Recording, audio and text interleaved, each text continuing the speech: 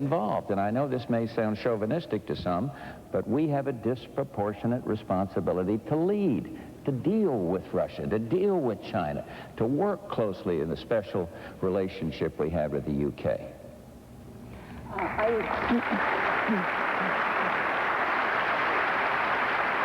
Can I just emphasize what President Bush said? The United Nations passed the resolutions.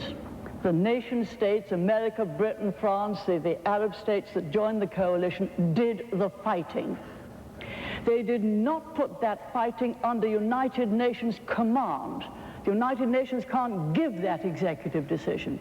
It was done under two generals appointed by George Bush, and therefore it was handled as it should have been, and quickly. Bosnia, the way that has been handled, has been a great mistake. It should never have been under United Nations authority, but under the authority of those nations prepared to take action when we might have resolved it much more quickly. So yes, use United Nations for what it's meant for. But nation states do the fighting. I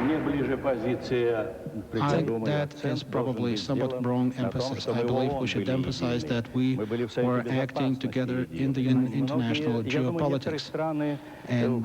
But from the standpoint of responsibility for new international relations, for working together, I believe that that was wrong. Doing in terms of the new thinking, you have to bear that in mind. I believe that we have to build on the capital that we had during those years. I believe we have to act in a way to...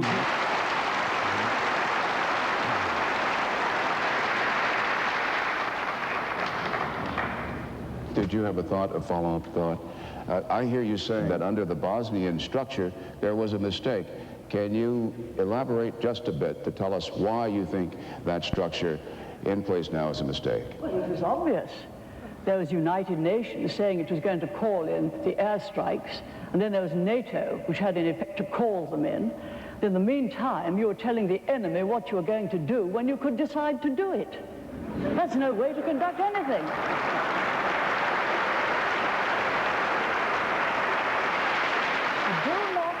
Do not use the United Nations for something for which it was not founded. You have 170 nations. They don't all agree that democracy is the best way to conduct affairs. They don't all have the same view as human rights as we have. You can't put executive decisions into their hands about war and peace. What you can use them for, and they're excellent at, is for famine relief, for help to peoples who need it. And they're marvelous at that, and they've done wonderful work in Africa, and we should enhance their capability of doing that, and they're very brave and courageous people who do it. President Bush? Who's this guy up there? No, I'm not sure we have a difference with Mikhail Gorbachev. You know, this is marvelous. Listening to this guy, this is one of the things I don't miss now that I'm in retirement and unemployed. It's just great. It's so nice not to have to put up with this stuff anymore. But I don't think we're far apart from Mikhail on this, Margaret, because I think he would say there are certain limitations to what the United Nations can do. And that's clearly what you and I are saying. But as I look at the future, and where the world is going to be, is it going to be better for our grandchildren by, 10 years from now, 20 nations can guarantee the peace and guarantee the safety. I think it's going to have to be hard-driving diplomacy by all of us, our countries here and many others. By my friends and former counterparts, Margaret and George, I don't think that they will be able to persuade me and those operations, but they can find...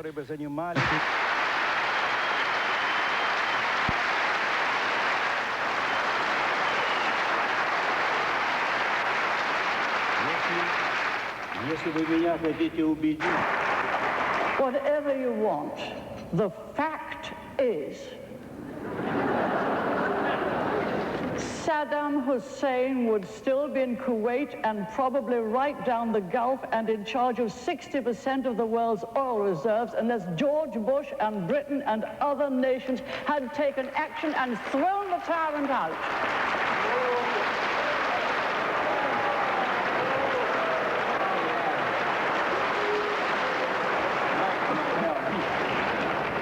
reason you get applause in the United States when you say you don't want to see the U.S. as the world's policeman is because I don't think anybody in the United States wants to see the U.S. as the world policeman. I mean, but there are a lot of problems that the UN can't cope with. International trade, that's not going to be... Well, I'll try to continue my argument. United Germany. Russia will revive.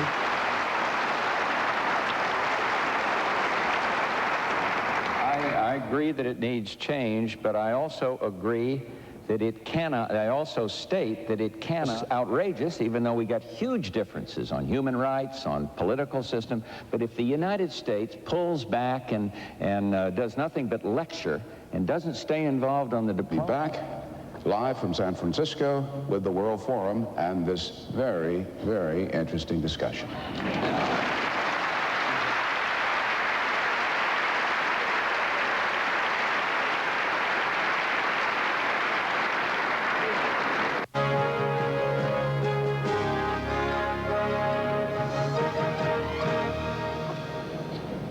Welcome back to our World Forum discussion from San Francisco with President Gorbachev, Prime Minister Thatcher, President Bush.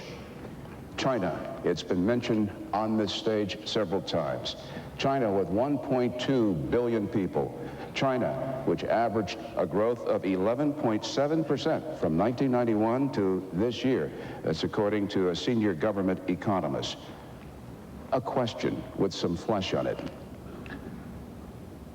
China is very sensitive about Taiwan. If Taiwan declares independence and China invades, as she has threatened to do, should the world sit back and treat it as a family quarrel? No, I'll start. I think to suppose that military action is going to take place is wrong. We're talking about diplomacy. We're necessarily confronting all the time on human rights and see if we can't work for what the goal is, and that's the peaceful solution to the question between China and Taiwan. I think it'd be irresponsible. I don't know whether Margaret or Michail would agree. If we, I for one would not want to be a part of that discussion.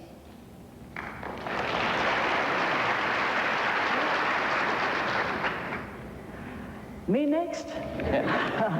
Look, I think you could assume that both Taiwan and China would handle it very much better than is contained in your question. But I think that you have forgotten. I think you're being provocative. Nothing unusual in that.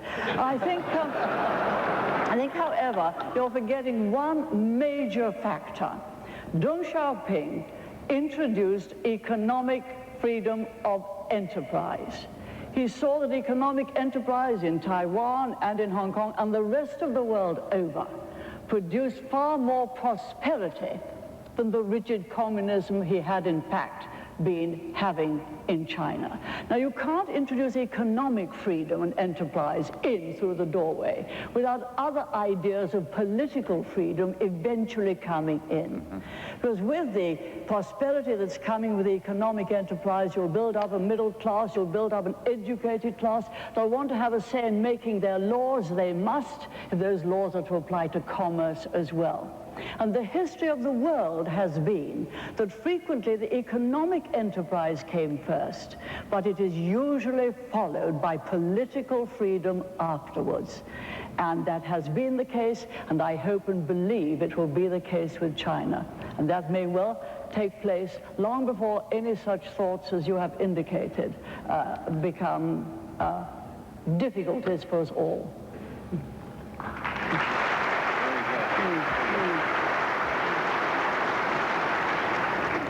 At the national level.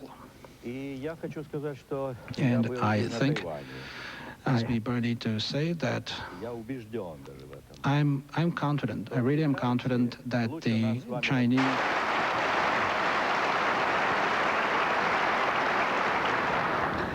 To each of you, this question, and it'll be interesting to hear you interact. I'm switching subjects. My wife tells me I have a habit of changing subjects in mid-sentence and not telling her. So, please tell us whether, in your judgment, you think, are we making technology a god at the expense of the human spirit, religion, and ethics? Say that again.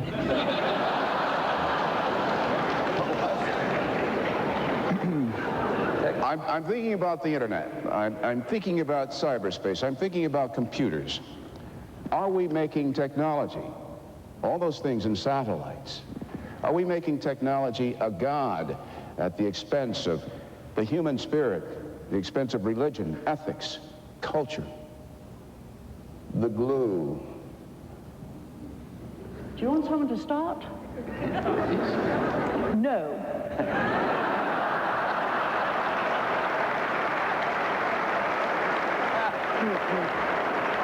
The advances of science this century have been remarkable. They have brought remarkable benefits. Because I often say to young people, look, science is neutral. The wonderful new theories, the wonderful new technology that scientists give us so often can be used for good or evil. It's up to the human being which they are used for. For example, the new internet. You can get the most wonderful messages, the most marvelous music, the most marvelous art across the internet. You can also get pornography and sadism, and we have to pass laws to stop that. Science is neutral. The miracle is, and it's a miracle from God, that the human mind gradually has been able to unfold its mysteries, both in theory and in its application to technology. Yes, we have problems. We have problems with young people. I think most people would say, look, we would like a decent, respectable, well-ordered society if we could choose to live in it. That's the problem. But that comes not from science. It comes from a breakdown from the family, it comes from a permissive society, and it comes from a dependency culture. That's where we have to tackle that aspect.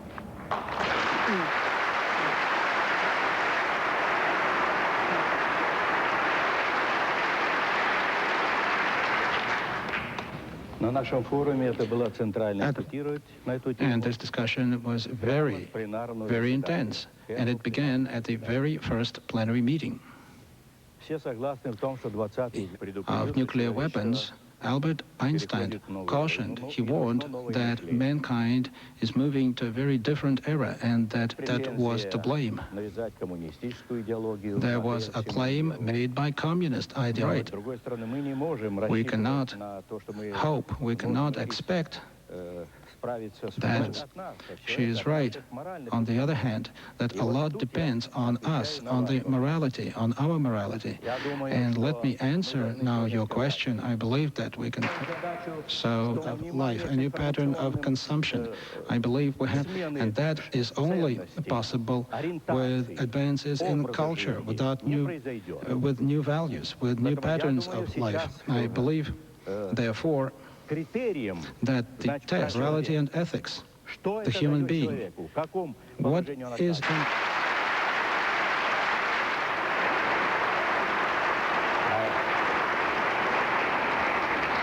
After 3 years, that little light on my VCR still blinks all night long, and I don't understand a lot of this cyberspace and all of that.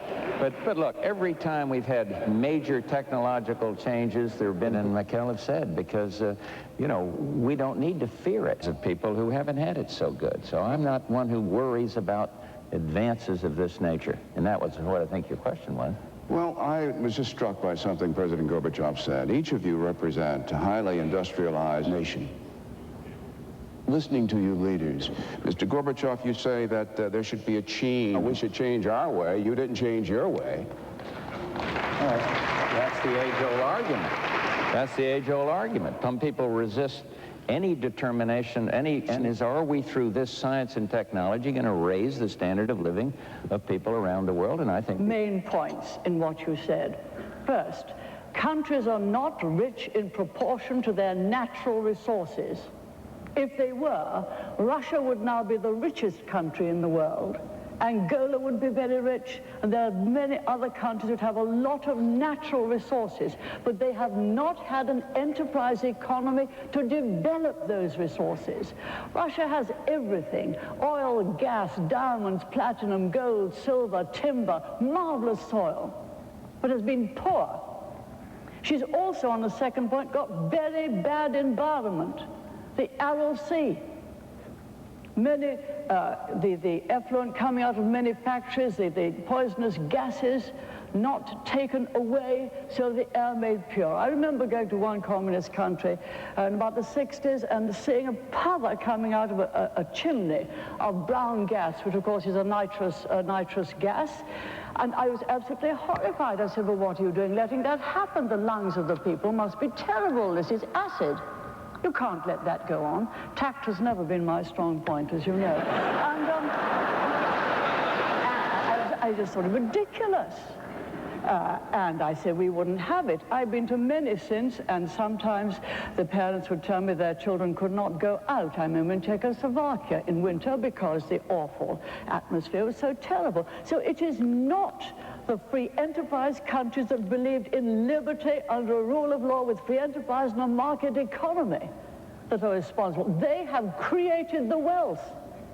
It is the countries that have had the wrong system, which have not created the wealth, have not cared about people, and that is why Mr. Gorbachev left that system and came to a system which will create the wealth. It will create the wealth in Angola, it will create the wealth in Tanganyika, but not if you deny the people the enterprise to tap it and get it. Look at the other side. Japan, no natural resources. Switzerland, no natural resources. Taiwan, no natural resources. Hong Kong, no natural resources. The same Chinese people as in China. It is the political system which enhances the enterprise of the people and gives it a framework within which to operate, which will deal with this poverty, and should, and the sooner the better.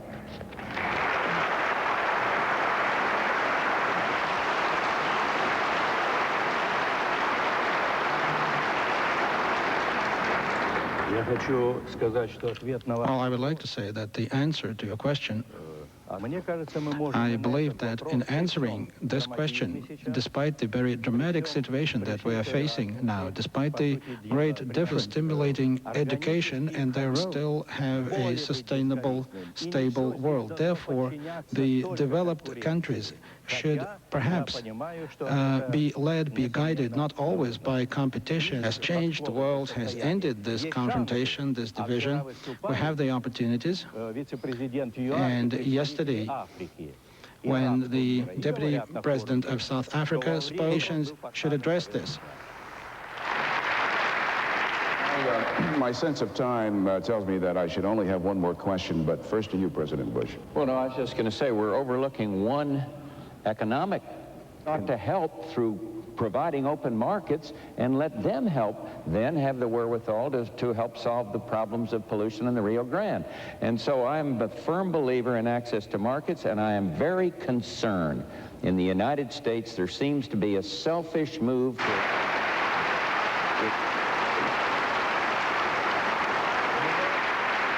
we have less. I have 20 seconds. A comment. So far as tariffs and protectionism is concerned, this should be a two-way street. The Soviet Union was not given access to United States markets, and George remembers that it was very difficult to reach agreement on trade and to get it ratified in Congress, and other countries have even more difficulty getting access to your markets, so it should be a two-way street.